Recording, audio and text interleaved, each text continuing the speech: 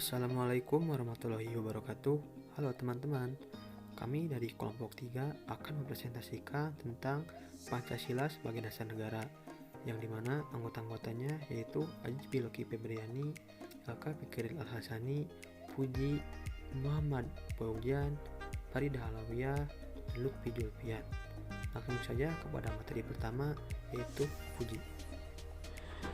Assalamualaikum warahmatullahi wabarakatuh. Perkenalkan, nama saya Puji, NPM 2021-71038. Di sini saya akan menjelaskan tentang hubungan teks proklamasi dengan pembukaan Undang-Undang Dasar 1945. Pembukaan Undang-Undang Dasar 1945 adalah perincian cita-cita luhur proklamasi kemerdekaan Republik Indonesia pada 17 Agustus 1945.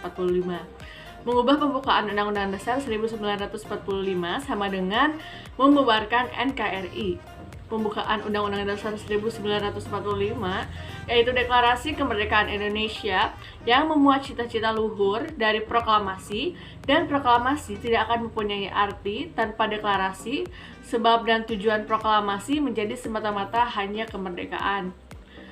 Hubungan pembukaan Undang-Undang Dasar 1945 dengan proklamasi mempunyai korelasi yang jelas, yaitu mengandung arti bahwa sejak tanggal 17 Agustus 1945 Indonesia menjadi negara yang berdiri sendiri dan bebas dari penjajahan. Hubungan proklamasi dengan pembukaan Undang-Undang Dasar 1945 dapat dilihat dari pernyataan kemerdekaan yang dijabarkan lebih lanjut dalam pembukaan Undang-Undang Dasar 1945, yaitu yang pertama, pada alinea pertama dari pembukaan Undang-Undang Dasar 1945 berisi alasan pernyataan proklamasi kemerdekaan. Pada alinea kedua berisi perjuangan kemerdekaan. Pada alinea ketiga menjelaskan adanya motivasi moral dan motivasi material bangsa Indonesia untuk menyatakan kemerdekaannya.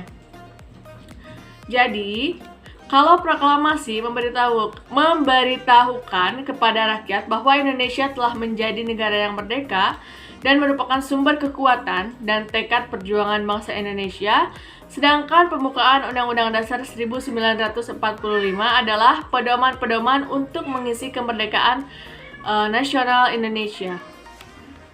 Sekian materi dari saya. Terima kasih. Assalamualaikum warahmatullahi wabarakatuh.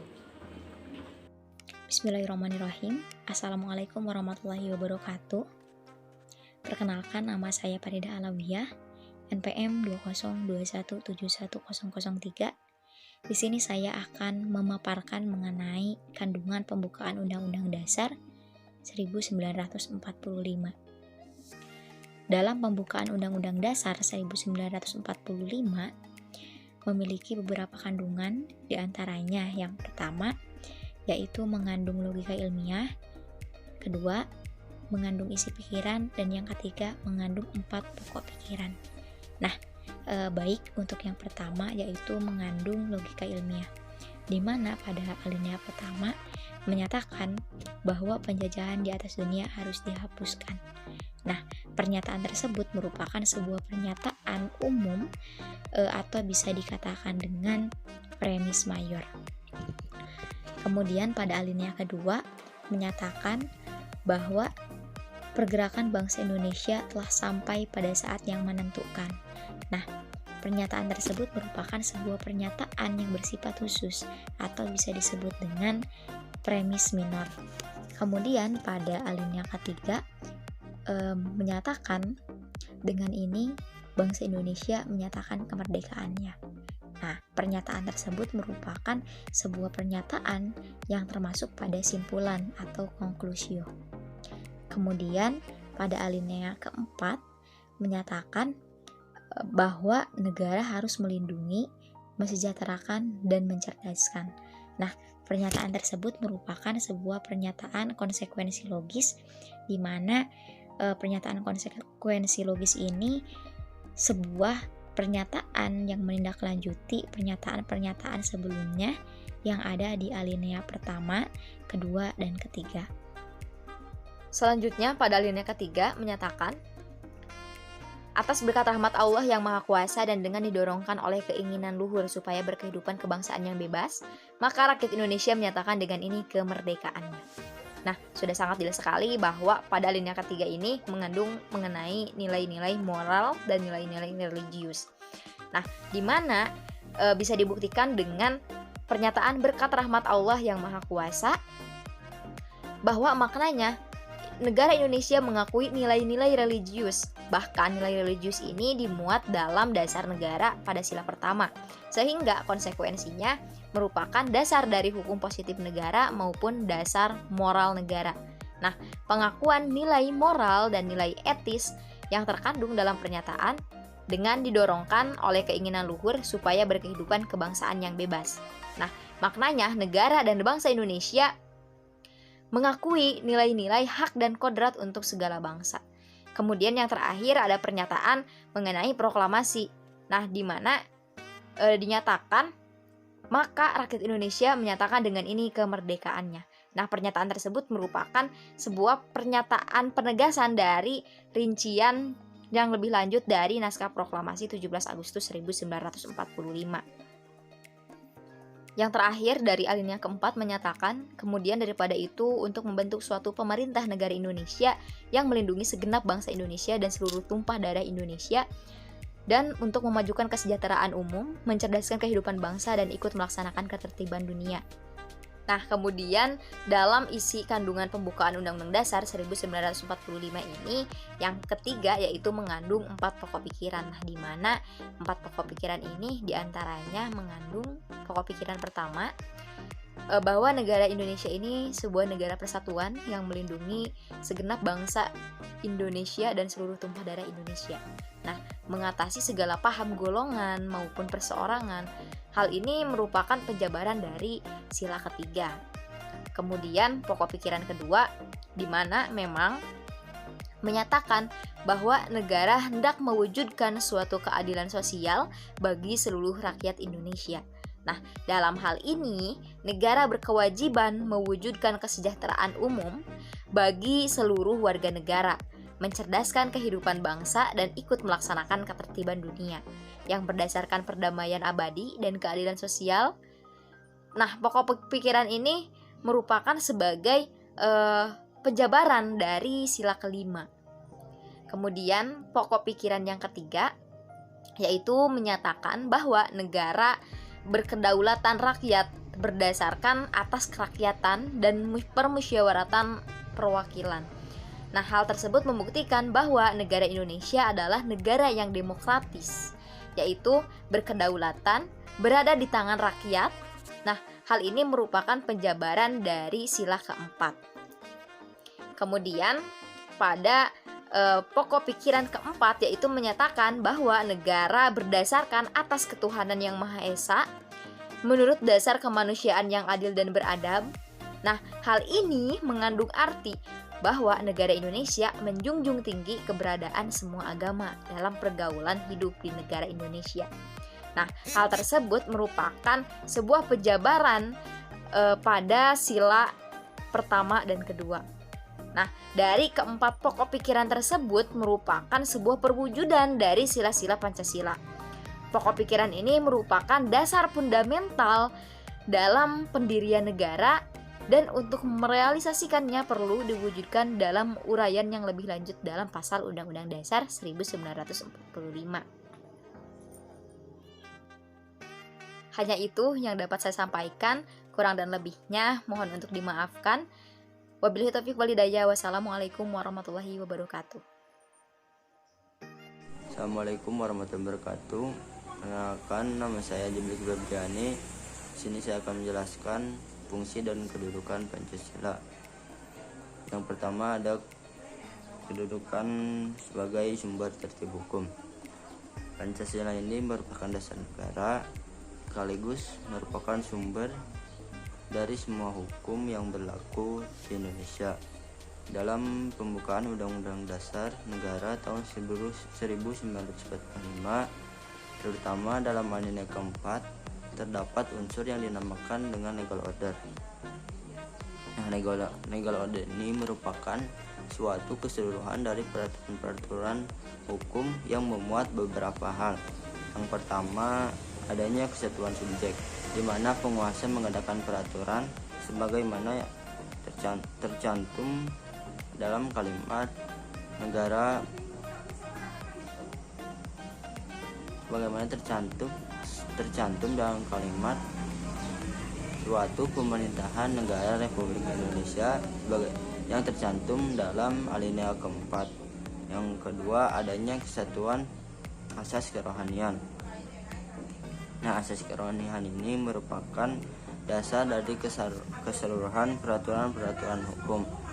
Yang ketiga, adanya kesatuan daerah, di mana seluruh peraturan-peraturan hukum itu berlaku, yang terpenuhi dengan kalimat seluruh tumpah darah Indonesia sebagaimana tercantum dalam alinea keempat Undang-Undang Dasar Negara tahun 1945. Yang keempat, adanya kesatuan waktu, di mana seluruh peraturan itu berlaku.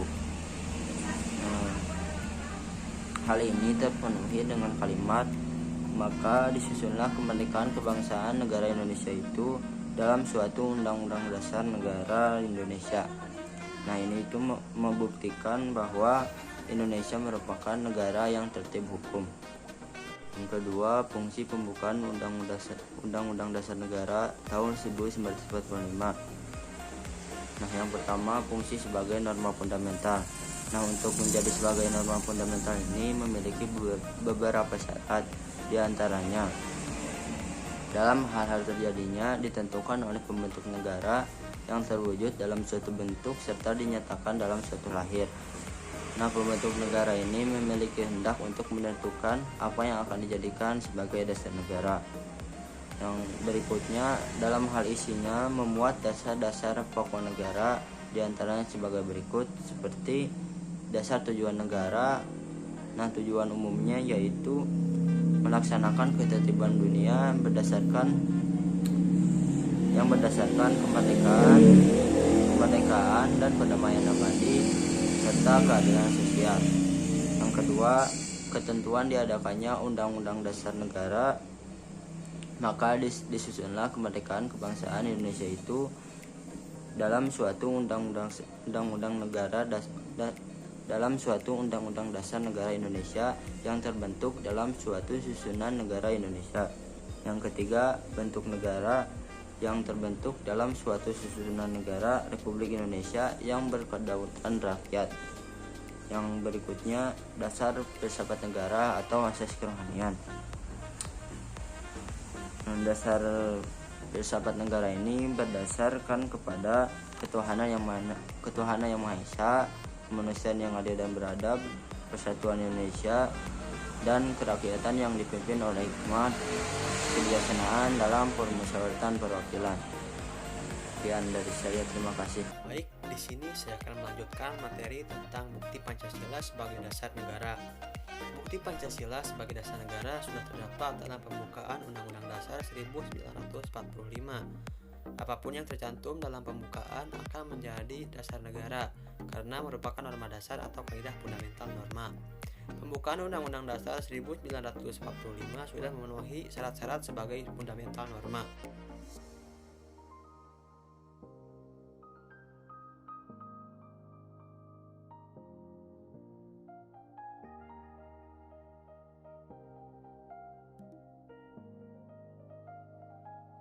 Terdapat dalam pembukaan Undang-Undang Dasar 1945 alinea keempat, maka disusunlah kemerdekaan kebangsaan Indonesia itu dalam suatu Undang-Undang Dasar Negara Indonesia yang terbentuk dalam suatu susunan negara Indonesia yang berkedaulatan rakyat dengan berdasar kepada ketuhanan yang Maha Esa, kemanusiaan yang adil dan beradab, persatuan Indonesia, dan kerakyatan yang dipimpin oleh hikmat kebijaksanaan dalam permusyawaratan atau perwakilan.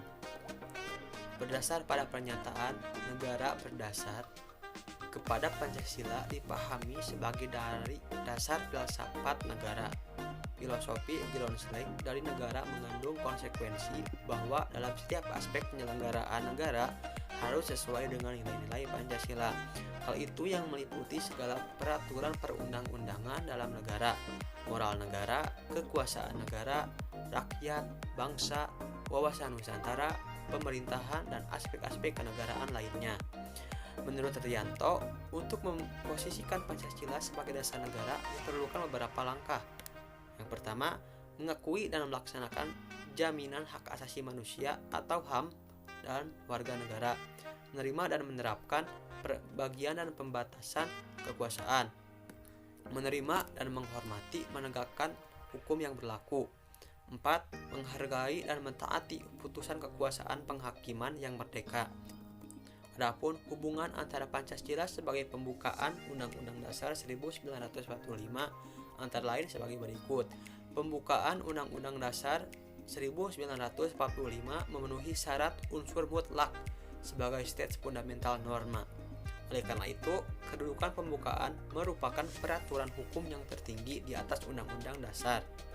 Implikasinya, semua jenis peraturan perundang-undangan mulai dari pasal-pasal dalam Undang-Undang Dasar 1945 sampai dengan peraturan daerah harus sesuai dengan pembukaan Undang-Undang Dasar 1945. Yang kedua, Pancasila merupakan asas kerohanian dari pembukaan Undang-Undang Dasar 1945 sebagai stats fundamental norma. Secara ilmiah, pembukaan Undang-Undang Dasar 1945 sebagai stats fundamental norma mempunyai hakikat kedudukan yang tetap, kuat, dan tak berubah bagi negara yang dibentuk. Dengan perkataan lain, jalan hukum tidak lagi dapat diubah. Sekian yang dapat saya sampaikan, selanjutnya dilanjut oleh teman saya sendiri.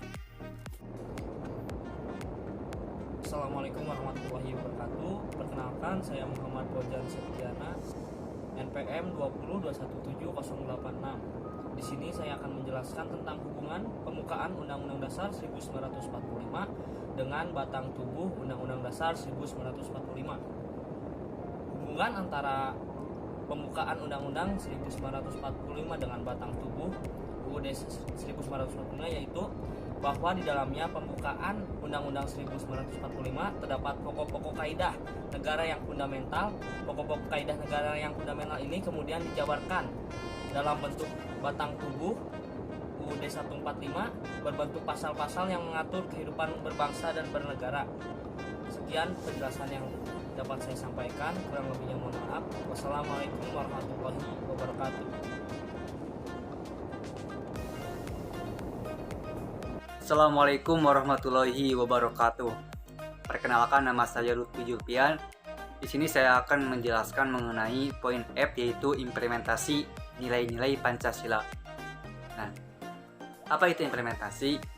Menurut KBBI, implementasi adalah pelaksanaan dan penerapan. Sedangkan menurut istilah, implementasi adalah kegiatan yang dilakukan dengan adanya perencanaan dan akan mengacu kepada aturan tertentu untuk mencapai tujuan sesuatu.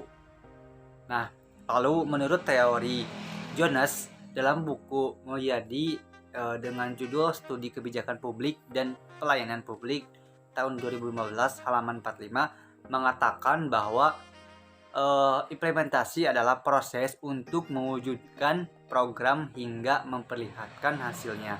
Jadi intinya, implementasi adalah sebuah proses kegiatan yang dibantu dengan perencanaan untuk memperlihatkan hasilnya. Implementasi nilai-nilai Pancasila ini dibagi beberapa bidang gitu. Yang pertama yaitu implementasi di bidang politik. Nah, di bidang politik juga dibagi menjadi dua, yaitu suprastruktur politik dan infrastruktur politik. Yang pertama, suprastruktur politik. Suprastruktur politik adalah semua lembaga pemerintahan seperti legislatif, yudikatif, dan lembaga pemerintahan lainnya gitu. Nah, lembaga-lembaga ini yaitu MPR, DPR, Presiden, MA, MK, Komisi Yudisial, dan Badan Pemeriksa Keuangan, seperti itu. Nah, lembaga-lembaga pemerintahan ini harus menjalankan tugas dan fungsinya yang sesuai dengan batas kewenangan yang telah ditentukan dengan undang-undang dasar dan aturan perundang-undang lainnya. Nah, wujud nyata pengamalan Pancasila dalam infrastruktur politik adalah dengan menjalankan semua peraturan perundang-undang dengan konsekuen, dan konsisten.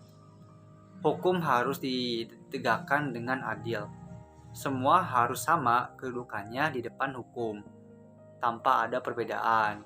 Nah, gitu seperti itu. Jadi, substruktur politik ini juga harus jadi pelopor dan contoh bagi masyarakat dalam pengimplementasian nilai-nilai Pancasila seperti itu. Lalu yang kedua yaitu infrastruktur politik. Nah, infrastruktur politik yaitu lembaga politik seperti ormas atau organisasi masyarakat, partai politik, dan media massa.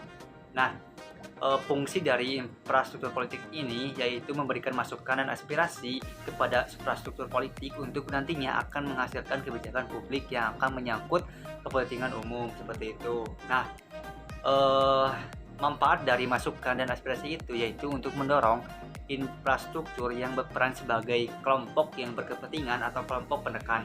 Karena dari kedua kelompok ini akan timbul suatu pencapaian yang bisa diterima dari berbagai pihak seperti itu. Dan kalau tidak ada kedua kelompok ini, mungkin di masyarakat akan timbul kekacauan seperti itu. Maka dengan kondisi ini diperlukanlah kaidah penuntutan yang sesuai dengan nilai-nilai Pancasila agar dalam proses hal tersebut akan tetap terjaga rasa kebersamaan, kekeluargaan, gotong royong, dan juga kerukunan sesama gitu.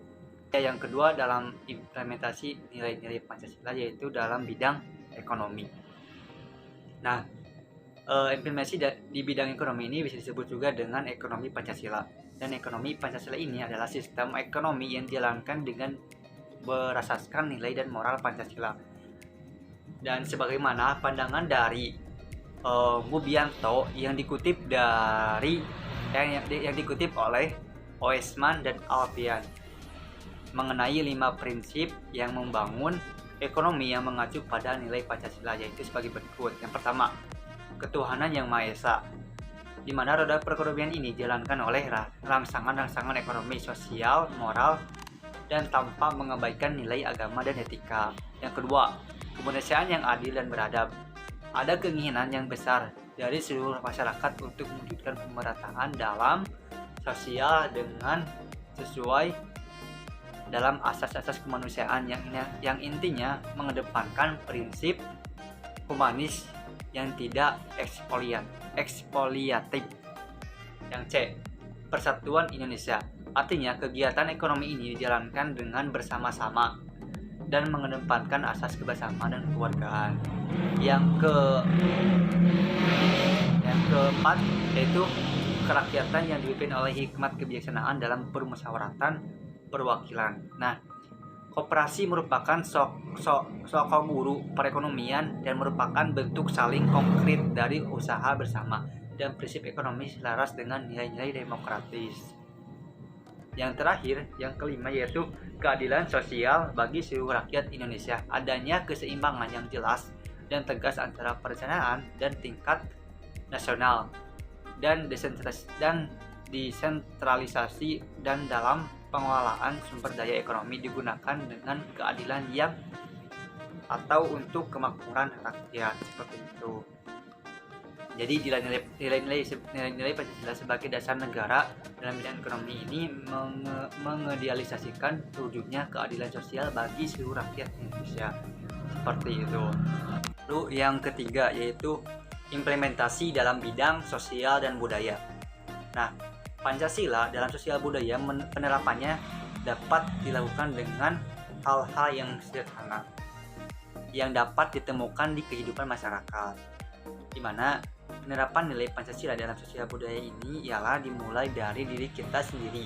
Misalnya, dengan menghargai dan menghormati adanya perbedaan suku, agama, ras, budaya, dan juga menetapkan sesama sebagai makhluk Tuhan yang sama dengan martabat dan hak asasi, lalu mendahulukan kepentingan umum daripada kepentingan pribadi, dan juga harus mempunyai sikap tolong-menolong. Itu mungkin pengimplementasian dalam sosial budaya untuk nilai-nilai Pancasila.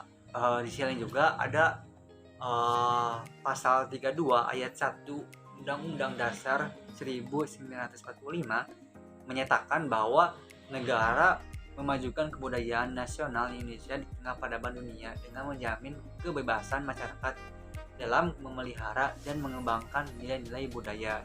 Yang keempat yaitu implementasi dalam bidang HAMKA.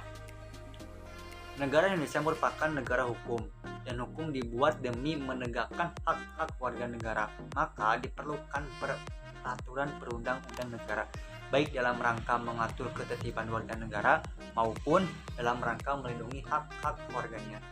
Maka implementasi Pancasila dalam perbuatan kebijakan negara pada bidang pertahanan keamanan harus diawali dengan kesadaran bahwa Indonesia ini adalah negara hukum.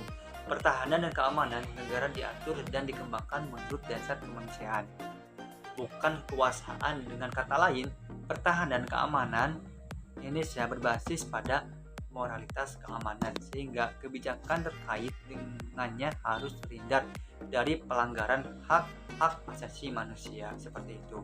Mungkin sekian dari saya, mohon maaf apabila ada kesalahan. Wassalamualaikum warahmatullahi wabarakatuh. Sekian dari kelompok kami, terima kasih atas perhatiannya. Mohon maaf bila banyak kesalahan. Saya akhiri. Wassalamualaikum warahmatullahi wabarakatuh.